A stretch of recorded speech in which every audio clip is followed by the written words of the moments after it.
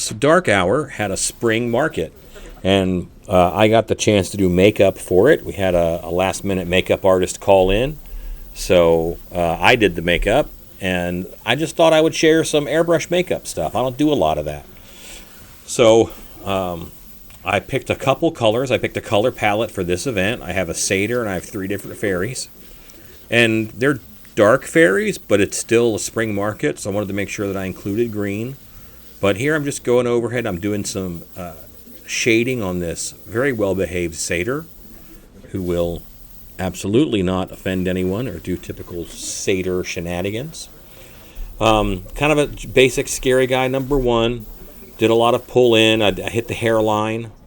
You want to make sure you're darker on the corners of those eyes. Don't ever forget to do the hands. And now I'm laying in a little bit of green just to give him that little bit of a spring feel. Hit the eye shading. Now this is a mushroom fairy.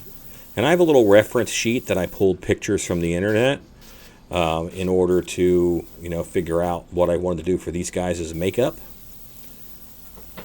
And I really liked sectioning off the head by darkening the forehead like I did, because this one also has a mushroom cap. You'll see that later. And then I really laid the red in there to match the costume, but also to pull in so those white dots show up better. And whenever I'm doing white on dark eyes, I always do white spots on the eyelids so it looks a little freaky when they blink. Look at that mushroom. You a mushroom fairy? And your hands perfect. We'll see the costume. Oh, there's 2 Allens. You a mushroom fairy. Okay, great. All right, now, so this is more of a spring Mother Earthy fairy. So I'm doing my darkest color first. Is kind of how I normally do it. That helps the light colors show up, give them something to bounce off of and contrast against. And I'm doing in the eyes, and then I'm really framing the face. These are ones that I want to, have a bit of beauty element makeup to them, but also have some darkness. So I'm hitting the lips, I'm hitting the cheekbone shading, I'm adding in a jawline where necessary. I did that on almost all the makeups because you want to make that face a little smaller, make those jaw lines nice and sharp, and you can do that with shading. And I felt it was a little devoid of color with just green and brown, so putting in a little bit of a magenta, purpley red. These paints are Dreadworks.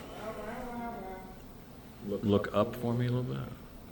It's a subtle makeup. Okay, it's not super heavy, but it gets the job done. These are in sunlight, so anything real dark is going to look weird. These are characters that walk around our spring market.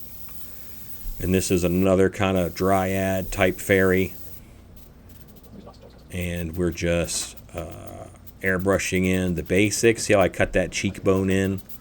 I prefer to switch hands, and I'll do the right side I do their left side of the face with my right hand and their right side of the face with my left hand. So whenever possible.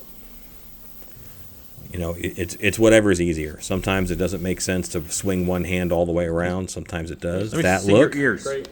Ear. Great. Done. Great. Ear. Great. And that was it. Those are the fairies. So first video in a while. Miss you guys. And we'll be starting these up again in mid-May. Come and watch with us. Go make stuff.